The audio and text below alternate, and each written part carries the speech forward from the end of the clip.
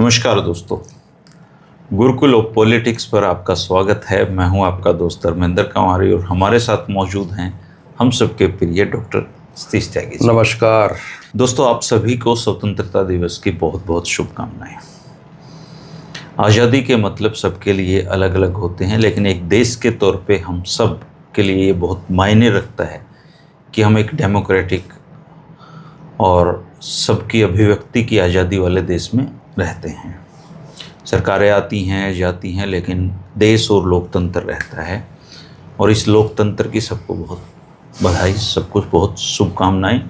और बहुत कुर्बानियों से हमें ये चीज़ मिली है। और भले ही हमारे देश में अकाउंटेबिलिटी, जो जिन लोगों को ये देश चलाना है, वो समय के साथ और ज़्यादा से ज़्यादा करप्ट होते चले जा रहे हैं, इसके बावजूद हमारी स्थिति औरों से आज भी ज़्यादा बेहतर है।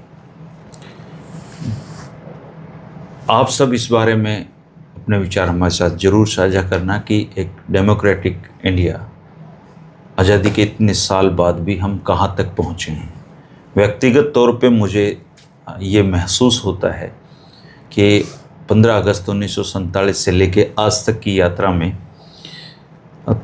ना तो हम सबको भोजन दे पाए, ना सबको हम अच्छे स्कूल दे पाए, ना अच्छी सड़कें हम बना पाए, ना पीने का साफ पानी दे पाए, ना सबके लिए घर उपलब्ध करा पाए, और ना ही सबके लिए समान एक कि इतना मिनिमम तो सबके पास रहेगा, ऐसी सुविधाएं हम नहीं दे पाए। त्यागी जी, बचपन में जो 15 अगस्त का दिन होता था वो हमारे लिए बहुत ही क्लासिक दिन होता था। सुबह नहा धो के हम टीवी के सामने बैठते, दादाजी बैठे होते, पूरी परेड देखते जी हम। फिर लाल किले से प्रधानमंत्री का भाषण होता, वो भी सुनते, और लास्ट में वो मूक बधिरों का एक बुलेटिन आता था, तब तक बैठे रहते थे क्योंकि वो समझ में नहीं आता, पर सारा देखते थे। और आज हालत ये है कि भारत के करोड़ों लोग भारत के प्रधानमंत्री को प्राचीर से बोलते हुए नहीं सुनते हैं, हालांकि सब टीवी पे चलता है, सारी जगह चलता है। तो हमारे वाले उस दौर से लेके इस दौर तक जो हम पहुँचे हैं, ये इस जर्नी में इतना फ़र्क क्यों आ गया कि भारत के प्रधानमंत्री अब 80-80 मिनट, 70-70 मिनट लगातार बोलते हैं और उनको कोई सुनता नहीं है। और पहले ये देखते थे कि प्रधानमंत्री का विजन क्या है, क्या बोल रहे हैं। देखिए, आप अपने बचपन की बात कर रहे हैं तो आपकी मेरी उम्र में 20-25 साल का फ़र्क है। मैं अपने बचपन से शुरुआत करता हूँ। तो बचपन में 15 अगस्त का महत्व ये होता था, एक तो छुट्टी है, दूसरे कई दिन पहले से वो झंडे वंडे बनाने की एक्सरसाइज शुरू हो जाती थी। पता नहीं होता था 15 अगस्त का महत्व क्या है। और उसके बाद में थोड़ा सा मिष्ठान वितरित किया जाता था स्कूल में, खाने पीने की चीज़ें। तो उतना ही शगल था, कोई देश में क्या हो रहा है क्या नहीं हो रहा है, इससे कोई लंबा चौड़ा फ़र्क पड़ता नहीं था। और उस ज़माने में चूँकि संचार के माध्यम नहीं थे, तो लोग रेडियो वगैरह पे, वो भी बहुत चुनिंदा लोग सुन लेते थे कि प्रधानमंत्री ने क्या कहा। और उस दौर के जो प्रधानमंत्री होते थे उनमें एक आकर्षण था और लोग उनकी इज्जत करते थे दिल से। जो उनके खिलाफ भी होते थे, उनकी विचारधारा से, वो भी इज्जत करते थे। मजे की बात है, मैं जब थोड़ा बड़ा हुआ तो मैंने 4 लाइनें पढ़ी थी नीरज की, और वो मेरे आज तक मेरे दिमाग में छाई हुई हैं।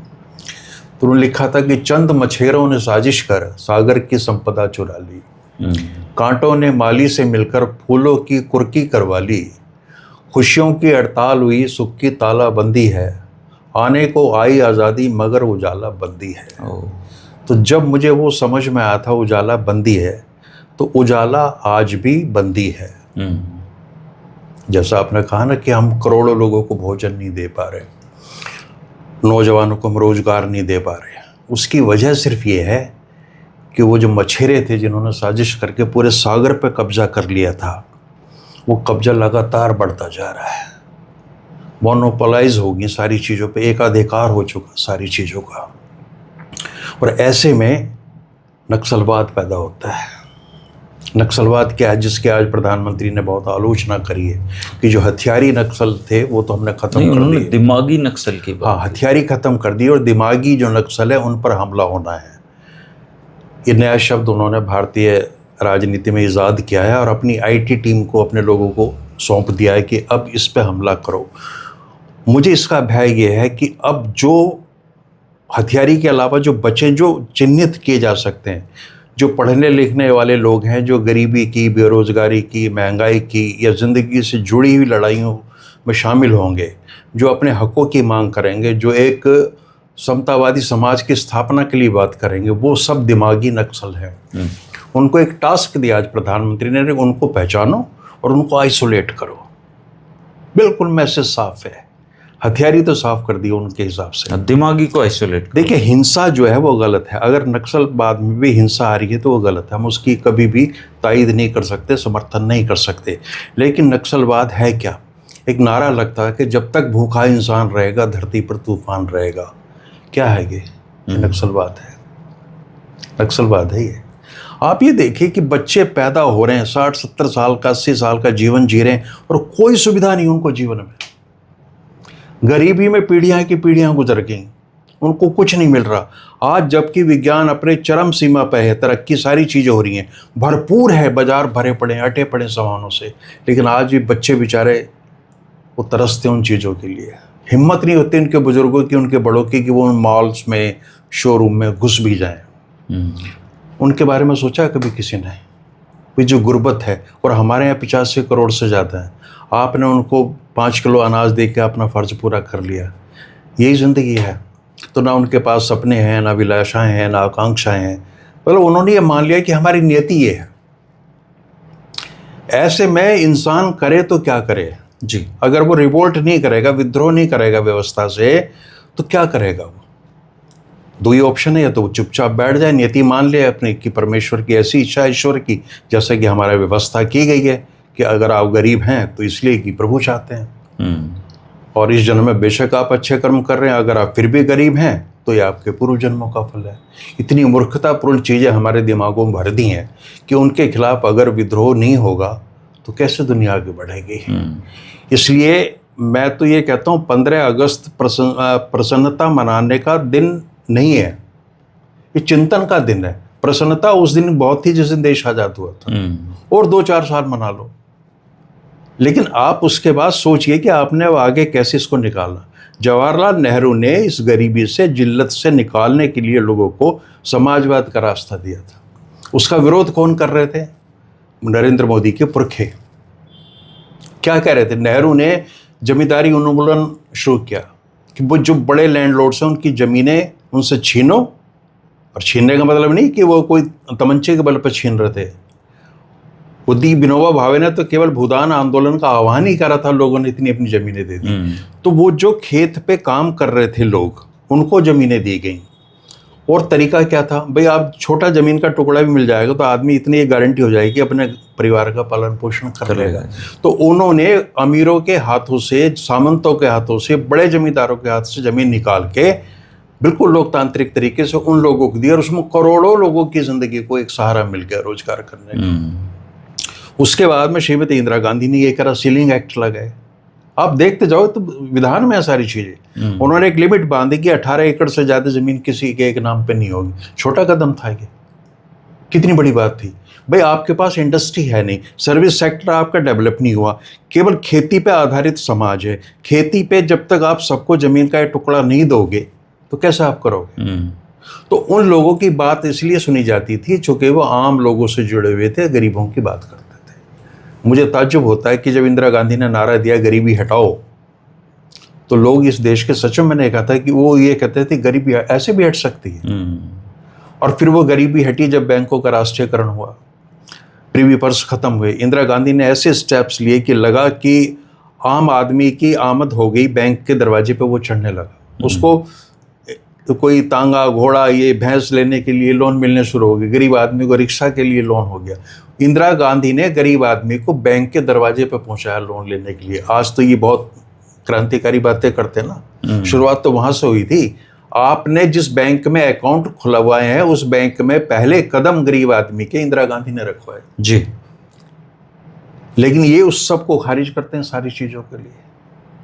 अब इन्होंने क्या जुमला करा, बात करेंगे पिछले 10-12 वर्षों में, और फिर कह के एक समय था।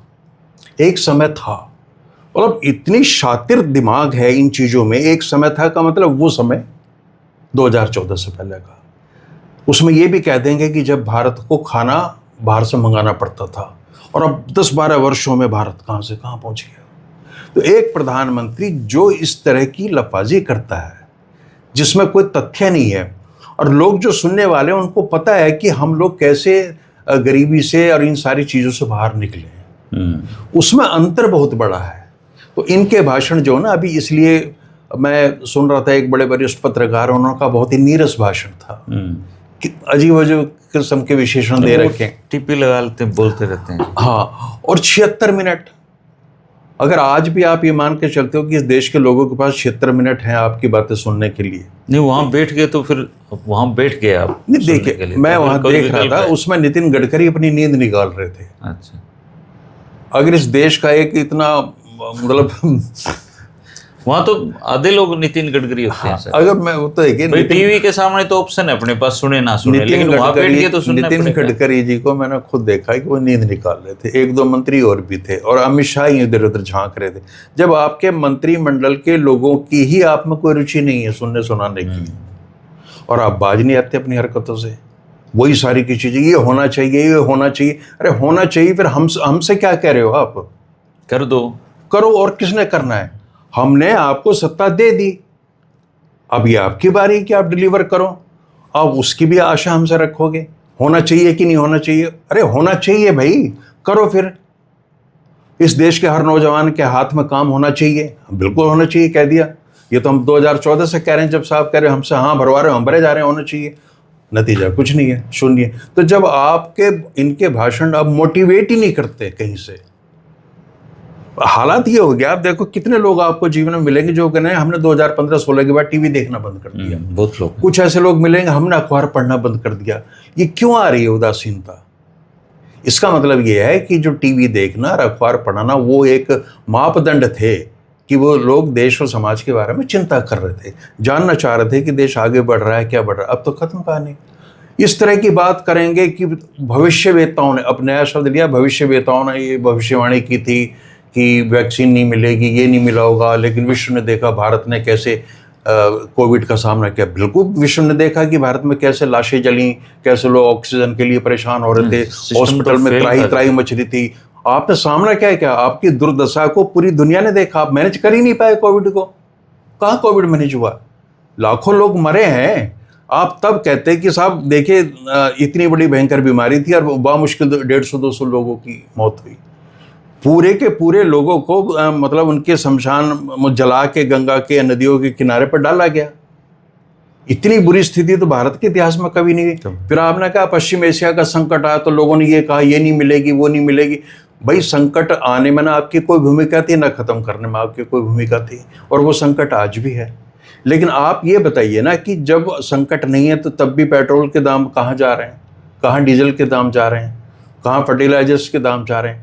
मतलब एक तरफा संवाद जब होगा तो दूसरे आदमी को क्यों रुचि आएगी? अगर मैं बोलता रहूं आप सुनते रहो, मतलब है इस बात का? नहीं। तो अब बातचीत में तो दो लोग साथ शामिल होते हैं ना। और मैं आपको ये भी मतलब इतना भयभीत भी कर दूं कि आप उससे सवाल भी ना कर पाए, और जो मैं कह रहा हूं वो अल्टीमेट ट्रुथ है। तो इस स्थिति को क्षमा करें मेरे दर्शक, इसको पागलपन उन्माद ही कहा जाता है। कुछ लोग कह रहे हैं मोदी जी का ये आखिरी भाषण है लाल किले से। नहीं, मैं तो ये चाहता हूँ जब तक उनका मन है, जब तक उनकी इच्छाएं पूरी ना हो, वो भारत पर शासन करते रहे। ठीक है, लोग इस देश में झेलने के लिए उनको तैयार, अब कोई है ही नहीं, अब कोई बचा ही कुछ नहीं है ना।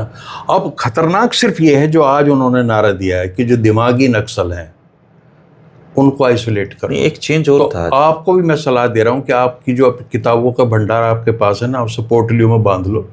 और ये जो हमारे जो दिखती है ना, इसमें इस समय हम शूटिंग कर रहे हैं तो वे मेरे पीछे भी किताबें रखी हैं। मैं आज सुबह से इसी बात को चिंतित हूँ। पहले शब्द था अर्बन नक्सल, अब हो गया दिमागी नक्सल।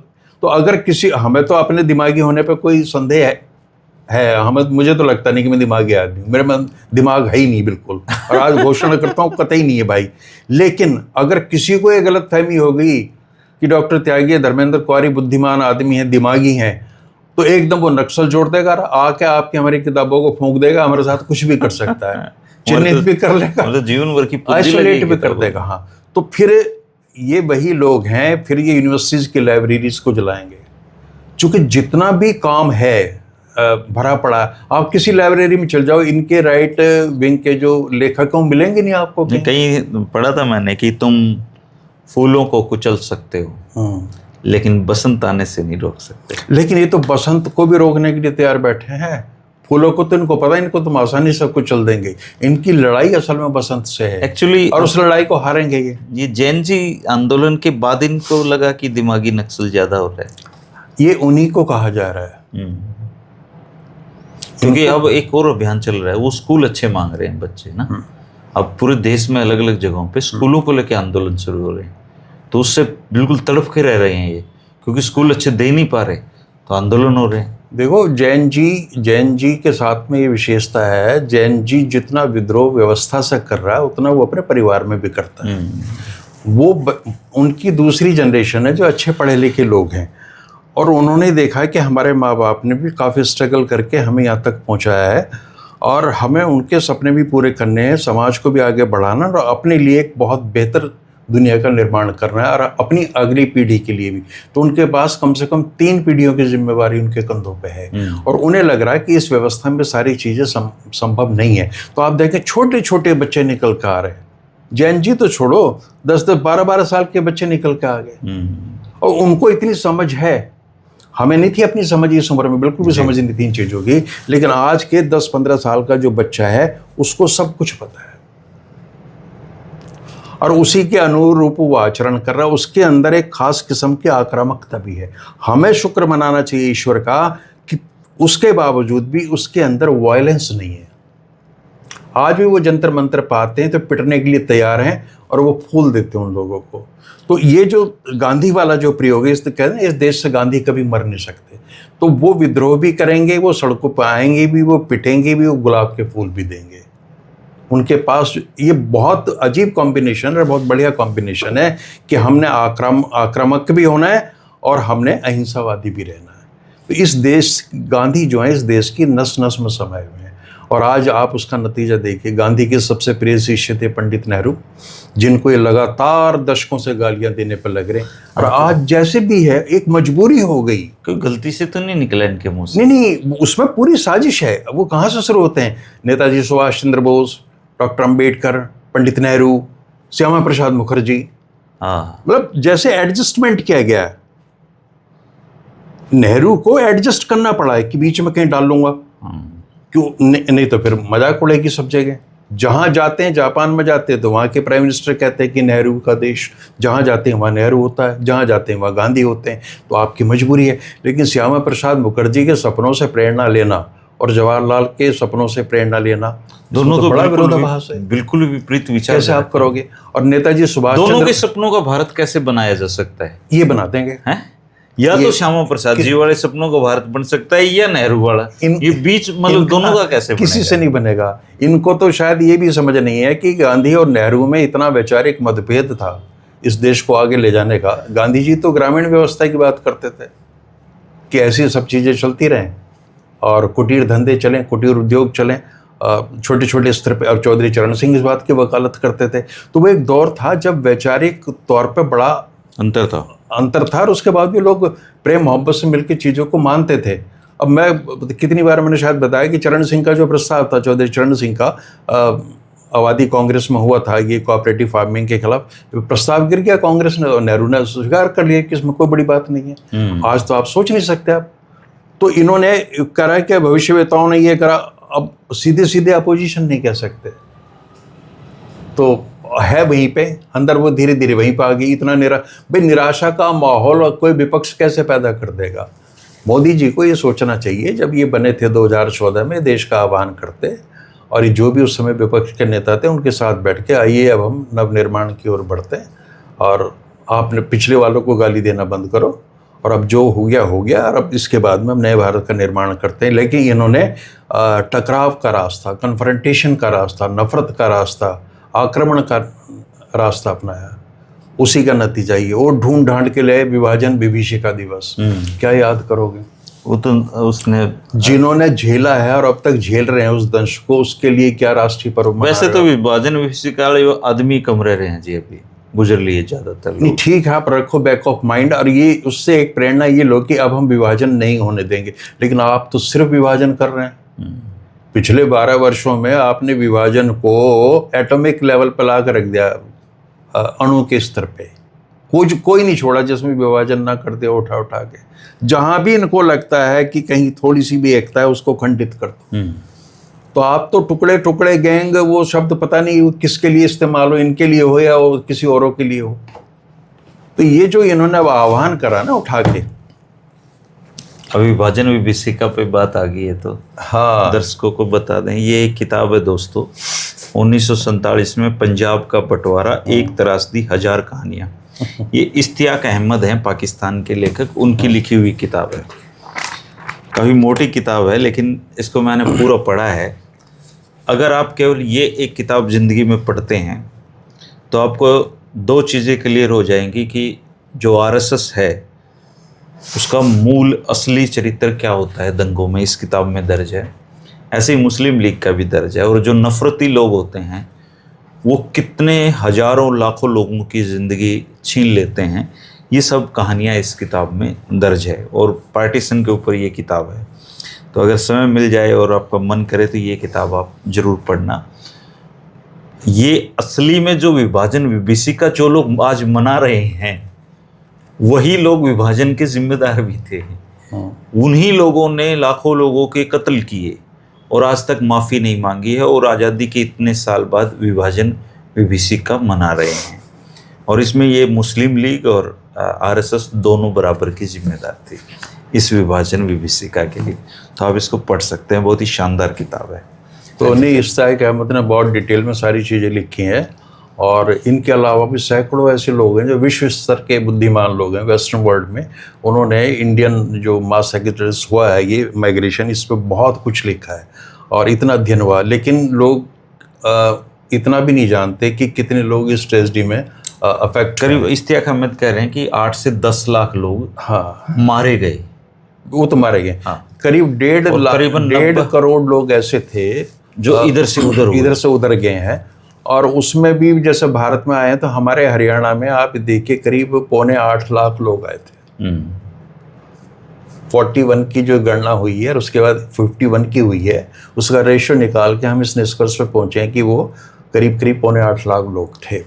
और उसमें भी हर बिरादरी के लोग थे। इस विभीषिका के दिवस में आपने देखा होगा, लौट फिर के हम हरियाणा पे आ जाते हैं कि राव इंद्रजीत के साथ कल क्या हुआ। राव इंद्रजीत ने तो अपना बदला चुका दिया जी।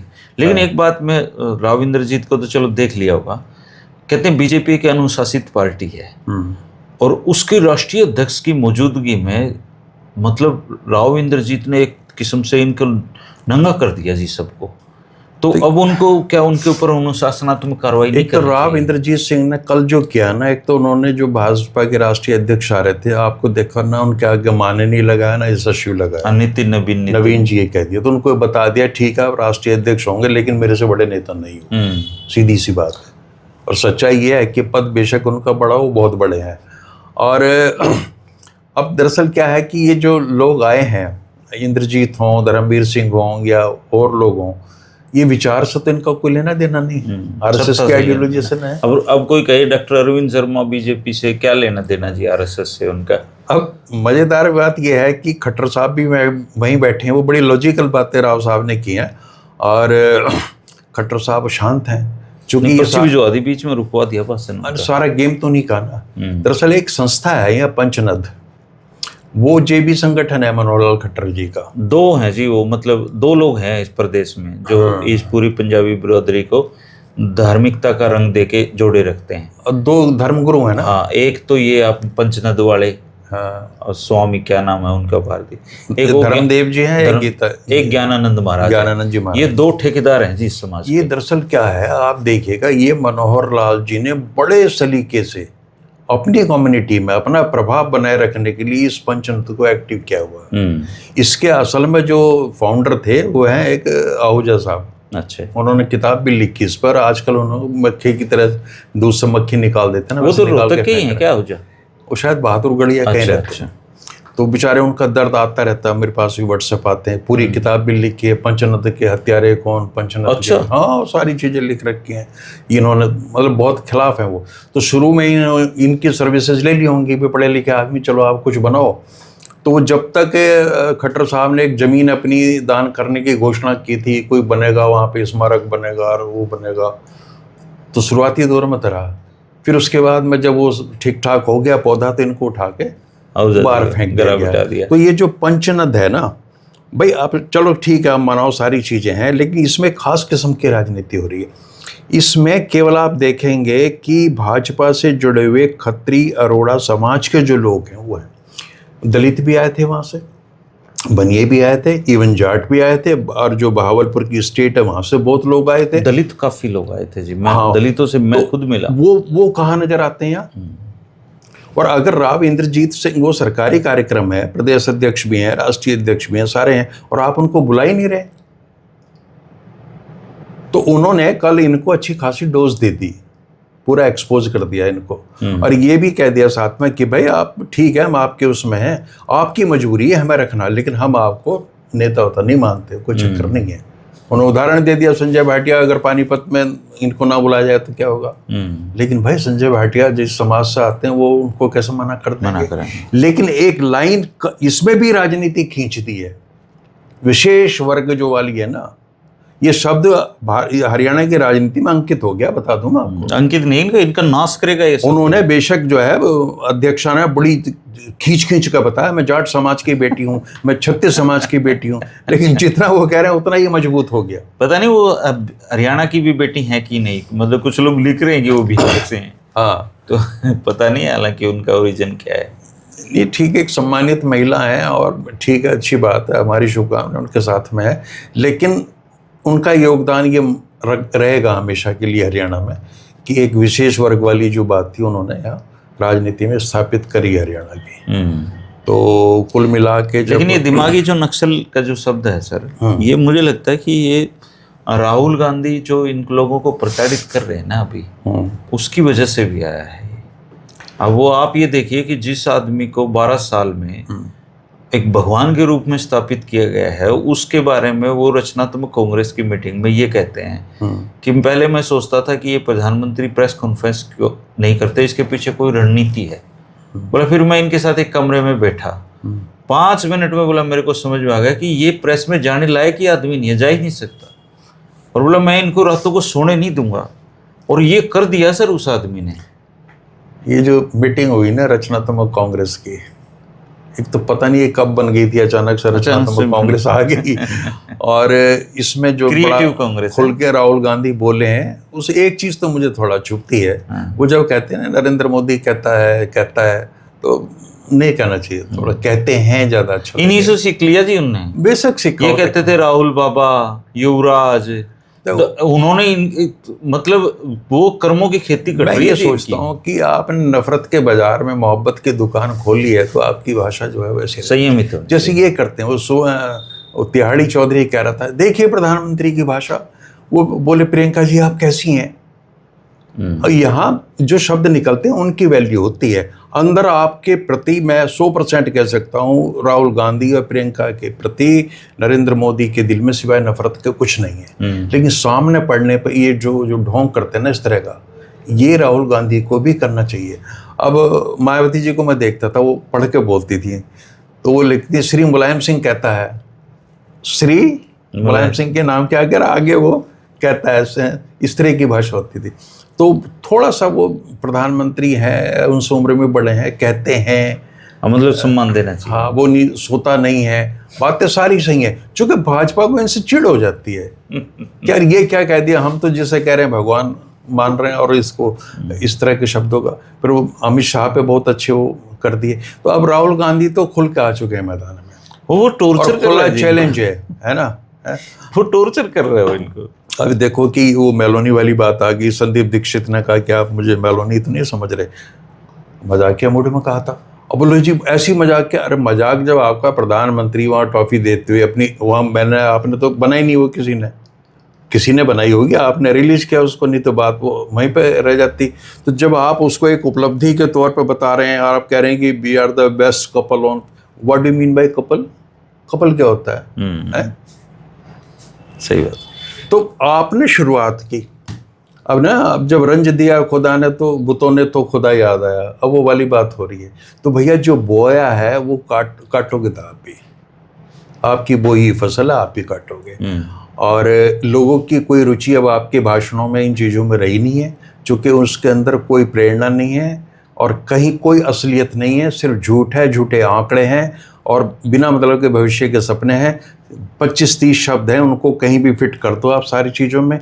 संकल्प से सिद्धि और सिद्धि से संकल्प और अंतरयात्रा और पता नहीं वो शुद्ध हिंदी के मार मूर के पकड़ दिए। 76 मिनट जिन लोगों ने सुना, इस देश के लोगों ने ध्यान से, उनके धैर्य के लिए, उनके धैर्य के हम बड़े स्कूलों के बच्चे जाते हैं जी वहाँ पे उनके पास कोई ऑप्शन नहीं होता वहाँ बैठने के बाद। हाँ, और पूरी एक्टिंग के साथ में उन्होंने, मुझे नहीं लगता ये जनरेशन भाषण सुनना चाहती होगी।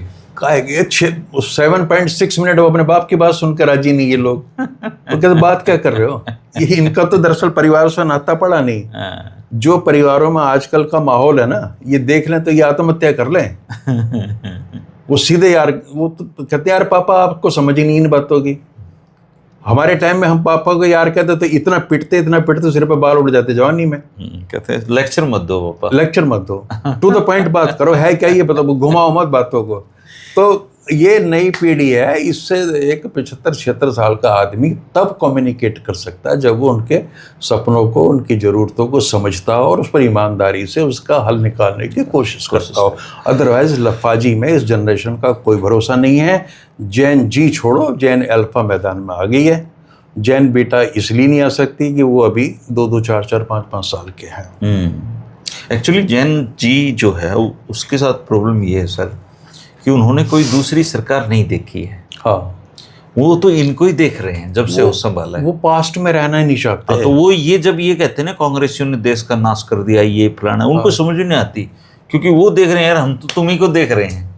हमने तो जब होश संभाला था, जब थोड़ी बहुत समझ पैदा हुई थी, तब मोदी जी को ये कहते सुना था देश बदल दूंगा, ना खाऊंगा ना खाने दूंगा। अब वो देखते हैं कि करप्शन बहुत बढ़ गया है। आज आप देखिए कि ईमानदार ब्यूरोक्रेट, ईमानदार नेता, ईमानदार जुडिशरी देखने को भी नहीं मिलती थी।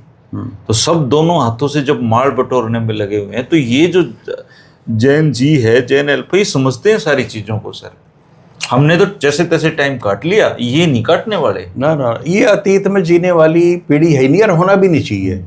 ये क्यों सफर करें? 80 साल आपके देश को आज़ाद हो गए, ये क्यों सफर करें? और लानत है हमें अगर हम इनके सपनों का भारत नहीं बना पाए तो और किस बात की ये मतलब हमारे कायल। आप देखो एक टाइम में गडकरी ये कहा करता कि मैंने इतने 1000 करोड़ का कारोबार खड़ा कर दिया मेरे बेटों ने। अब वो ये हालत आ रही, वो कह रहा है कि मेरे पे 1000 करोड़ का कर्जा हो गया।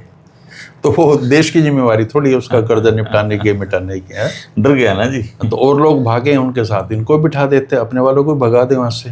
ये तो नया सिस्टम चला यहाँ पे है। अब देखो रामदेव के भी सुर बदल गए हैं, धीरे धीरे सबके बदलेंगे इनके। बिल्कुल जैसे इनको लगेगा ना महामानव का समय जा रहा है और कोई और भी आ सकता है, ये सब पलटी मार जाएंगे जी एकदम से। भारत में जो बौद्धिक वर्ग है जिसको कथित, ये सारे के सारे धूर्त भी बहुत है। अकाउंटेबिलिटी यहाँ भी नहीं है। बिल्कुल। तो दोस्तों, आज़ादी का दिन मुबारक हो। और सच्ची आलोचना अगर हम कर पा रहे हैं तो ये भी एक बहुत अच्छी चीज़ है डेमोक्रेसी में। और आप अपने विचार हमारे साथ साझा करते रहें।